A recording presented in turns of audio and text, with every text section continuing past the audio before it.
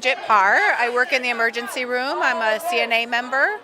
And what are the issues that concern you about what's happening at UCSF? We want to look at patient staffing and make sure that our patients have the care that they need for nursing ratios and that sort of thing, which are by law.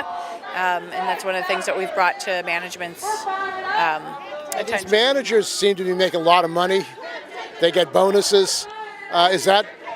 Managers get bonuses based on their budget. If they can stay in their budget, then sometimes that's more important for them to stay in the budget than it is for the patient safety. My name is Claudia Russo. I work here in Parnassus, the blood bank.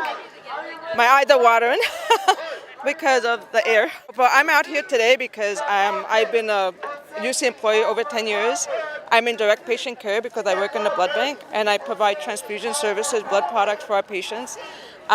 We are dealing with severe staffing shortages. I'm here late because we're understaffed.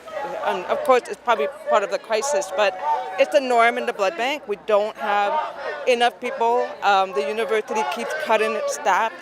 People retire, they never get rehired.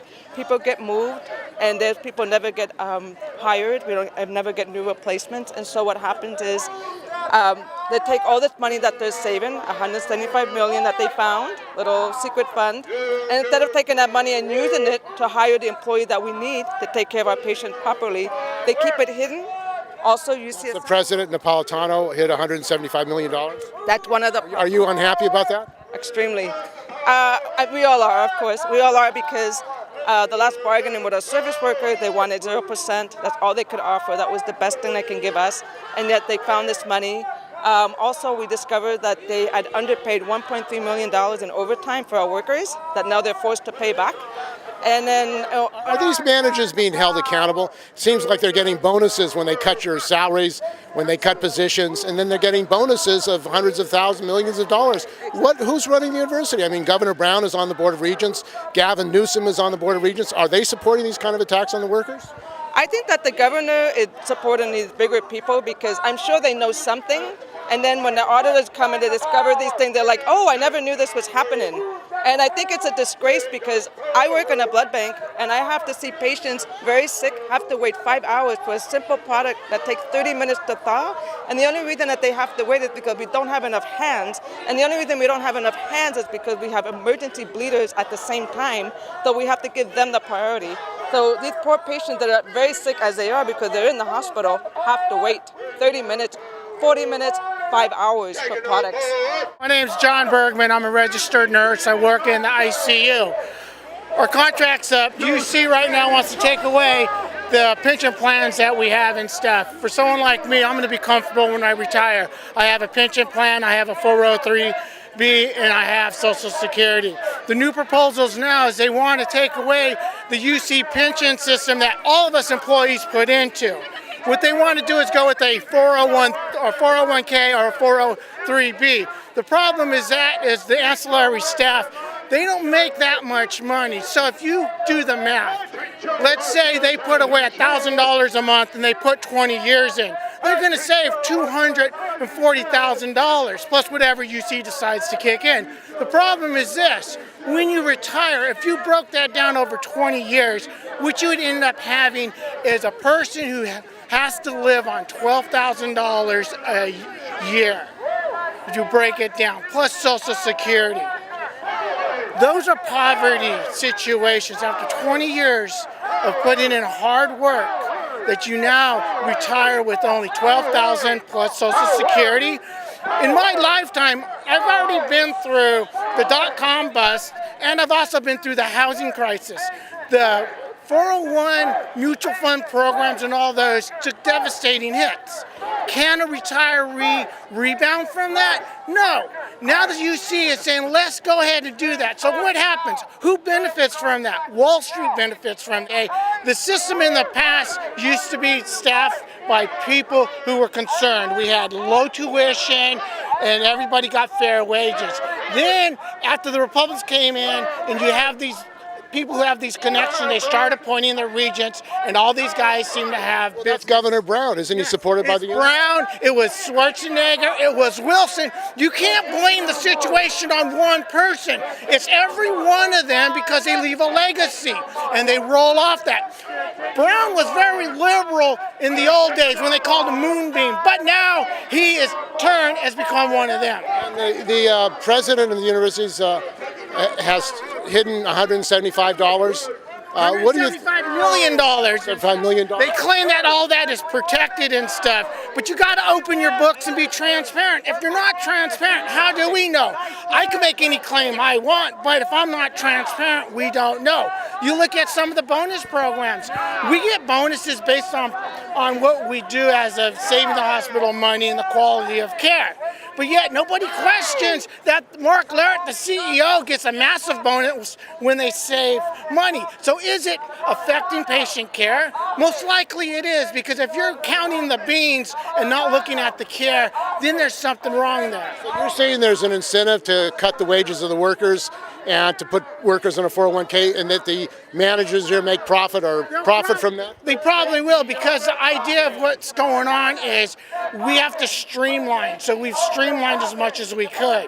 Now if you start attacking other things, they're going to say, in the end, we don't need you. My name is Maria. I work in UCSF for 12 years now. What kind of work do you do? I'm a patient care assistant, and I'm here to support our co-workers because of our safe staffing level. It's really low, and to think UCSF is #1 all across California, and imagine working 45 patients and 2 PCAs only in a whole floor, and that's not safe at all. So that's why we're here to support that. They made a lot of money here, apparently over $100 million. Yeah. Where's all the money going? I don't know. It's like, I don't know, but imagine threatening us also for emergency layoff, which is not really safe. You're saying that they don't have proper staffing now and they want to lay off people? Yes, they do. That's why it's really important for us to voice our opinion, because it's not really safe at all to have like less workers. Sometimes there's only one worker in the whole floor, 45 patients. That's true. That's really true, because I've been there, done that, and I don't know what to do at all. Isn't that illegal? Actually, it is, but I don't know how UC get away with it. Yes, and imagine they keep saying #1 in the whole California and best hospital, but look at the staffing level. It's really unsafe, very unsafe. If you look at Santa Rosa Memorial right now, they have a call out for staff, whether you're an employee or not, that they just need help. So they've made that known, and I think that's a powerful statement right there. It's good that they're calling out for that help, because I think it's something that to be able to address that and say that. With our heat crisis that we had here, we managed, but there was a lot of things that suffered. UC had to shut down different floors, because of the temperatures getting too hot. The hospital's not air conditioned? No, there's certain aspects of the hospital that are air conditioned, but a majority of it is not. So there was no temperature control, and they tried diverting different, like from the ORs, diverting the cold from there to different floors that needed it, and they did the best that they could, but there really was a lot of lacking that was going on. This climate-driven crisis with the drought in California, situation in Puerto Rico, where your union has sent down staff to help out, it seems like we're in a desperate, really emergency situation. We need to prepare for what may be coming, even worse than what we have. I think here in California we can talk specifically about earthquakes, because that's something that, like right now, the fires are up in Santa Rosa area and up that in the North Bay, Mendocino, and all those areas. And we're utilizing our, I have co-workers myself that are all going to go up to volunteer throughout this last week and everything, whether it's at the fairgrounds up that way or at Santa Rosa Memorial, different places like this, to utilize our nursing knowledge that we're all being a part of the group. But when we have something that comes in like an earthquake, that's going to be all of us. And so you can't pull from one hospital to another hospital. We need to have more staff, and we need to be ready for that on a daily basis all the time. So it's something where these are real issues. And right now, like we said, we have people that are down in Puerto Rico. We have people that have gone down to Houston to help. We have people that are going up to Santa Rosa to help. So, to pull to UC, let's we're number 5 in the U.S. according to, World News. And so it's something that we should uphold on both ends, not just the outward appearance. Here. I'm a med-surg nurse on 14 Long. Well, the only way that we're going to have safe staffing is if we fight for it. Unfortunately, the way it works with hospitals in this country is they will give you the minimal, the absolute least, and then when there's consequences, they may staff up a little, but they're willing to suffer the consequences to save money. Rachel, I'm from CNA Union, and we're here to represent safety for our patients, especially. We need safe staffing. Thank you very much. Why isn't there safe staffing? I mean, this hospital's making profits.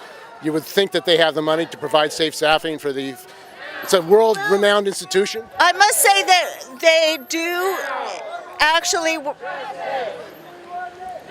is pretty good about providing safe staffing. However, it requires constant vigilance from the union because our whole system, the whole United States system, is based upon hospitals for profit, which creates an inherent problem. And I don't actually blame UCSF. I love UCSF. But in any system in the United States, it requires constant vigilance from the nurses to maintain patient safety in staffing and in many different reasons. So, well, there was a bill in California which was recently pulled from the legislature. Why would the politicians pull a bill for single payer in California? the bottom line is greed, corporate greed. Healthcare in the United States is a for-profit system. This is terrible because it's based on making as much money as possible on the suffering of the citizens of the United States. The nurses are on the front lines. We see it. We love our patients, and that's why we're out here demonstrating today. This hospital made a big profit, over $100 million. They're not poor. Why don't they put those resources into more staffing and better conditions for the workers? I don't know every reason why. I can't answer that. All I can do is speak to what I say as a bedside nurse, which is that we need safe staffing levels. It's a constant struggle to maintain them because of corporate greed. And I'd like to add that overall, all of us nurses love UCSF. We want to continue working here in the best possible way. And it is a great institution. It is a great institution. My name is Jeff. I am a respiratory therapist at UCSF. Our contract is ending, as well as the nurses and others, and so we're picketing today to have them make some decisions and give us the contract we deserve. I understand they want you to go into a 401k or new employees. Yeah. What would that mean? Yeah, it's just a risky pension plan that's not what we have right now, traditional plan. A defined benefit. You know. Yes, cut in benefits and risky opt-out. No, we want to keep the pension plan that we have. Well, this is a very profitable hospital. Yes, millions of dollars in profits, yes. And the managers are making a lot of money. They sure are. So we're fighting for what's right for workers and patients alike. What does it say to the people of California that at this public institution they don't have enough money and they want to attack the patients? They don't have enough money for the workers. Yeah, that's true, and they get money from the state, and with that kind of money coming in, we're all state workers, and I don't know, Are you angry the fact that the President Napolitano hid $175 million? I am, yes, very angry. That's not fair. Not good at all, hiding money. You think she should resign? Sure, yeah. Get somebody in there that's going to fight for the people and the patients. Diane Poe. I'm with UPTE, University Professional and Technical Employees. Well, we're doing the picket line today because UC as an employer is not necessarily thinking about the rights of the workers and ultimately patient care. We need quality contracts, we need quality wages, we need a solid pension, we need affordable health care, and those are all things that UC is trying to undermine at the bargaining table. Ultimately, what happens is when you don't have quality wages and benefits, you lose quality workers, you lose solid health care workers. Aren't they making a lot of profit here at this hospital? They are making a ton of profit. This is not, the employer has never claimed an inability to pay at the bargaining, just an unwillingness to pay, unwillingness to compensate people, unwillingness to provide quality health care and quality pensions. Oh, they're absolutely trying to attack the pension. Ultimately, I think that they would like to phase out the pension completely. New employees are being offered a 401k option that sounds very bright and very shiny, but it's definitely not as solid as a pension. There's much more long-term security in having a pension, and the reason that they want the 401k is because it's less expensive. I mean, UC, it's less expensive for them. They get to benefit. Well, Governor Brown, the Lieutenant Governor, Newsom are on the regents. You don't have any labor representatives on the regents. Where do these politicians stand on what UC management is doing? You know, I haven't really heard anything from them, so I guess that kind of says, doesn't it? We haven't really heard any sort of a stance as far as I know, and I keep up with that type of thing. I've seen no stance whatsoever on how politicians feel, whether or not they plan to support us. Oddly enough, when we've supported them, when they've been running. I believe that we are going to do much more in coalition in the coming months and even years because we have similar issues. Pension, affordable health care, a living wage. It's very expensive to live in San Francisco and in the Bay Area. If these workers are underpaid, how are the workers at UCSF surviving in San Francisco? I encounter a lot of people who actually make a very, very solid wage, but not enough to have their own apartment, not enough to even have a car, some. You know, they're renting rooms, and the room rental is $1,800 a month. You know, I mean, and no, you don't necessarily have to have a car, but you would think that, you know, you go to school and you learn a trade and you come to work and you work hard, you would be able to have the basic things that, you know, in America symbolize success, like your own place to live and things of that nature. So? My name is Melody, and I'm a nurse at UCSF. And what brings you out here today? Well, our patients. We're here for our patients. We basically, everyone here is here for the right reasons, and we want to make sure that we don't lose our perspective. So I know UC wants to do the right thing, and I believe in UCSF, but they need to hear what it's like at the bedside, because what it's like at the front lines is the realities. You can crunch your numbers all day long, but when it comes down to it, what it looks like in reality is only the perspective of the people that are there. So our voices need to be heard. And the manager, the president of the university, the chancellor here, they're making a lot of money, and they seem to get bonuses. But okay, I'll be honest with you. Nurses, staffing, we will do whatever it takes to make sure our patients are safe. So guess what happens? They get their profits. So by reducing all the benefits and staffing that we have, they still are seeing the numbers rise, but that's not the reality. So I'm not trying to get upset with them. I'm trying to say that money is a tool, and it should be used appropriately. It should be used for patients. That's why they're here. We need resources, and staffing is a resource. And if we want to make sure that our if we continue to be number one, then we need to listen to the people on the front lines, which is all of these people standing here today for patients. Patients don't have the energy. They're vulnerable. They're in their hospital beds. We are speaking for our patients. So the chancellor is making $800,000, and you don't have enough staff to deliver the medical products to the people at this university. Is this people? They won't hire. I mean, we had a disgrace happen recently in blood bank.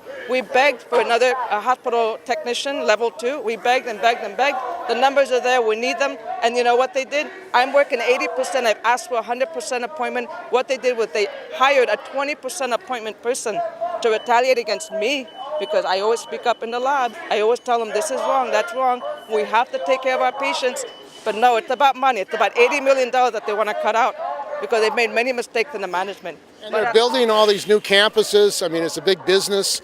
I mean, the regents are talking about making a profit and marketing. In UCLA, they're making a hotel business for hospital patients and families. I mean, we know all the things that they're doing. In the past 4 years, every year, $650 million they've made in profits. They make a lot of money, and obviously it shows because the CEOs are making great money. They get great bonuses, they get great raises.